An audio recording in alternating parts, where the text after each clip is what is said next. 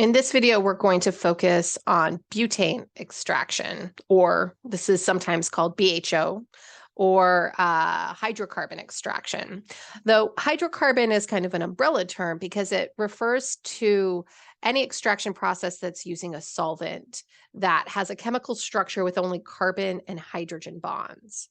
So here is butane drawn as a Lewis dot structure. And you can see we only have carbon to carbon and carbon to hydrogen bonds, and they're all single bonds. So this is a hydrocarbon. Other ones are things like methane, propane, ethane, but propane probably being the other common non-polar, or the other common hydrocarbon that could be used for extraction of essential oils. So butane is nonpolar because it has only those carbon-carbon and carbon-hydrogen bonds. All of the bonds are nonpolar, so the molecule's overall nonpolar. It's a smaller molecule, and so at room temperature, it's actually a gas.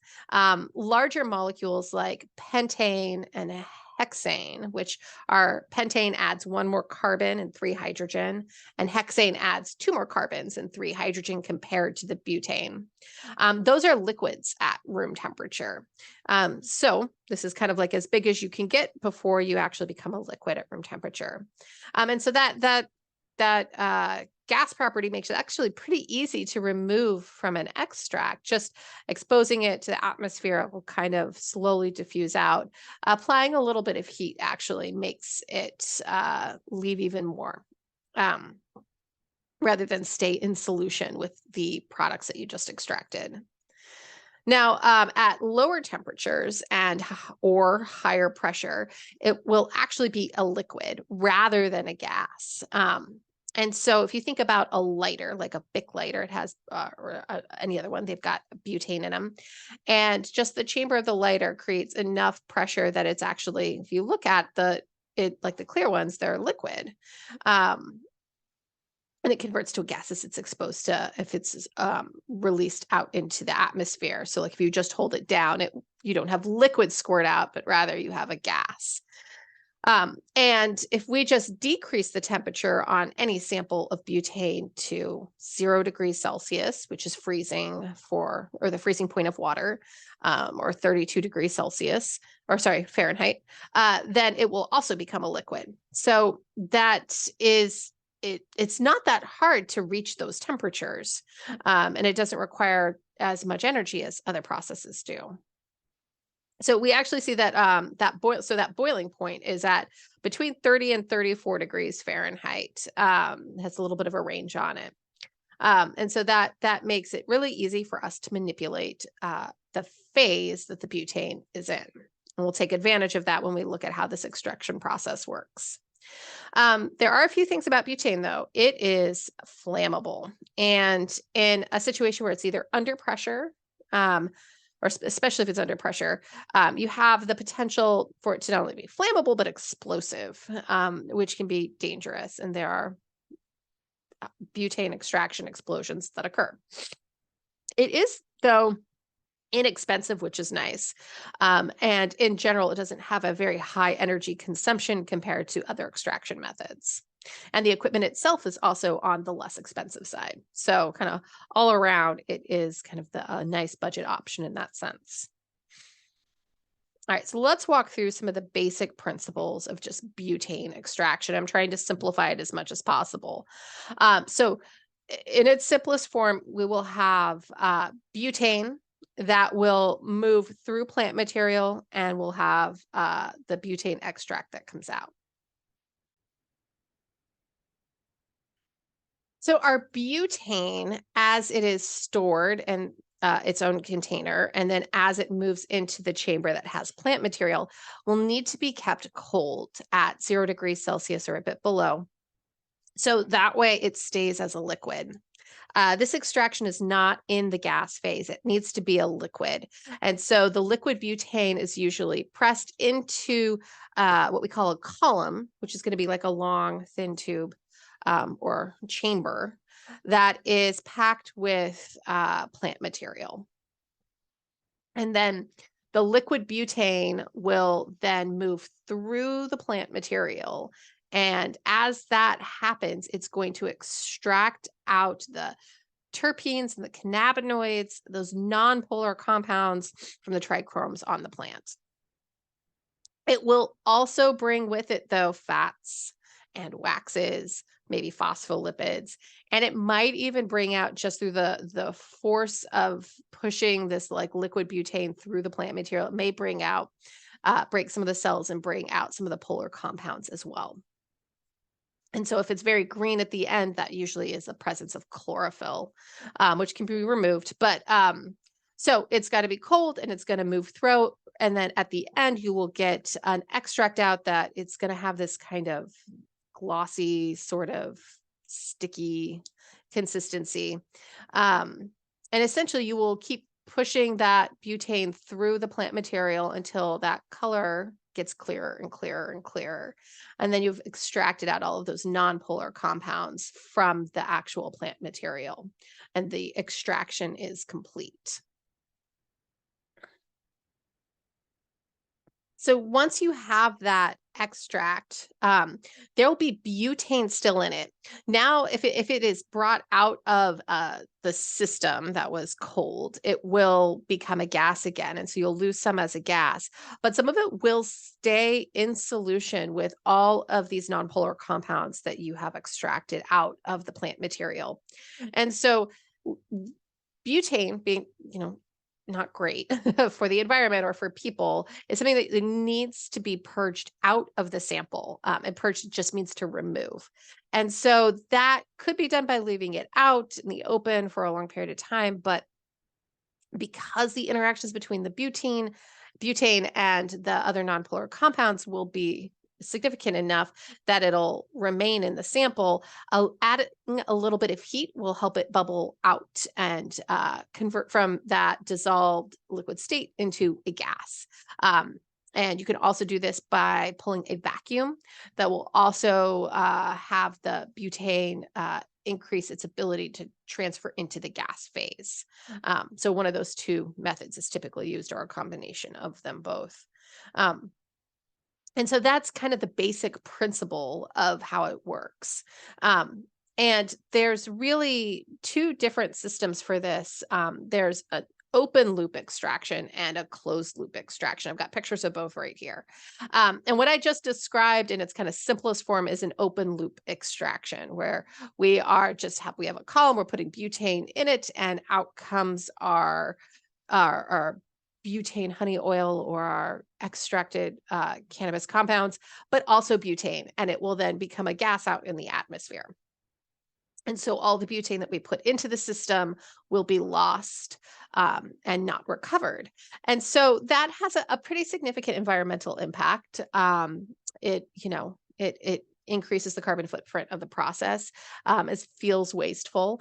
And so we've developed closed loop extraction, and closed loop extraction is going to take our butane and, as a liquid, make sure it's cold and liquefied, and it runs through our column of plant material and it does its extraction. And then the gas and the oil extracted are going to be separated. And this can just be done by bringing the temperature up above freezing. And so then the oil will stay liquid and our butane will become gas. And then that gas can be collected and fed back in through the extractor. And so we're essentially recycling that butane solvent after it's removed from the extract, and then feeding it back in through the system. And so in this case, we are reusing our butane. So while butane is still a hydrocarbon that's not great to release out into the atmosphere, we have a system where we can maximize how much of it we're actually using again and again and again. And so most of our industrial processes they're all going to be these closed loop extractions. So here's an example of a kind of diagram of a closed loop extractor that you would see in an industrial setting. And I'm going to kind of relabel some of these things real quick.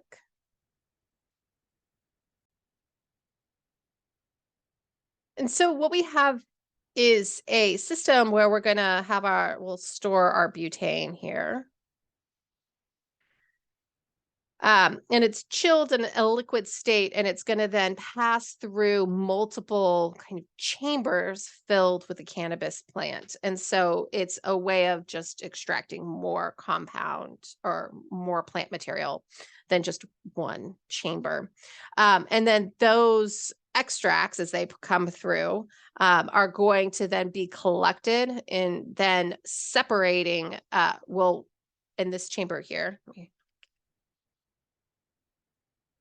We're going to have the butane and the extracts separated, and it applies a little bit of heat to really convert that again from that liquid to gas phase.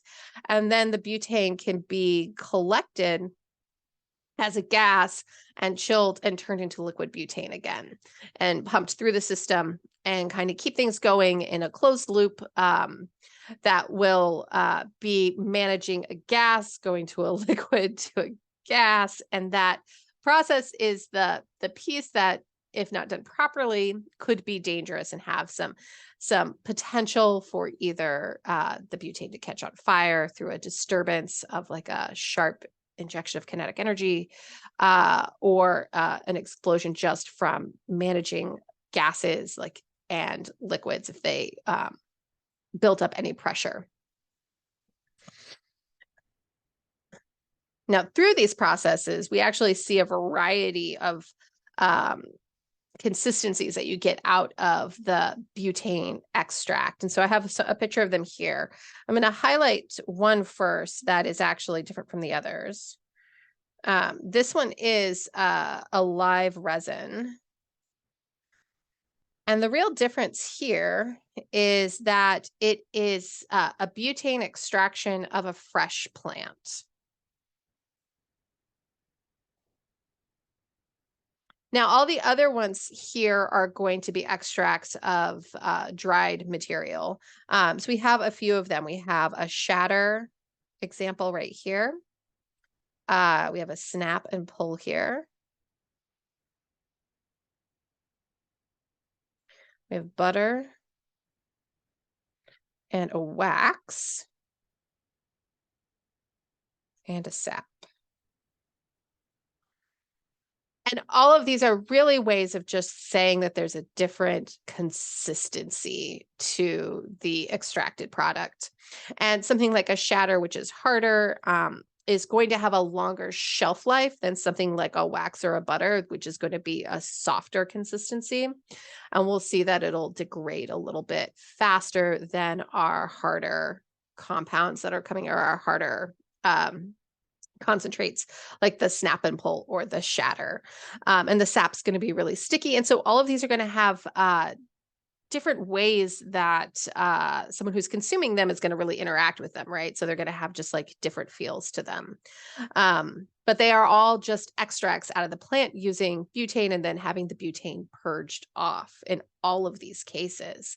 You just get really different products. There are some challenges to butane extraction, even though there are a lot of benefits to using this as a process. One of them is removing the butane from the final product is just one of those challenges that has to be overcome. And this can be done through purging with either a vacuum or with heat or with both, but it requires that the product be tested to make sure the butane has actually been removed to a significant level. Otherwise, if there is a high concentration of butane in the product and it is inhaled, it is not great for a human, for our health. And so it's something that has to be kind of regulated. And so something to watch for. Also, there is the flammability challenge and the explosion risk challenge for any closed loop butane extraction or even open loop extraction. So that is something that just has safety precautions that come with it. It also means that these large extractors need to be in explosion proof, essentially casings.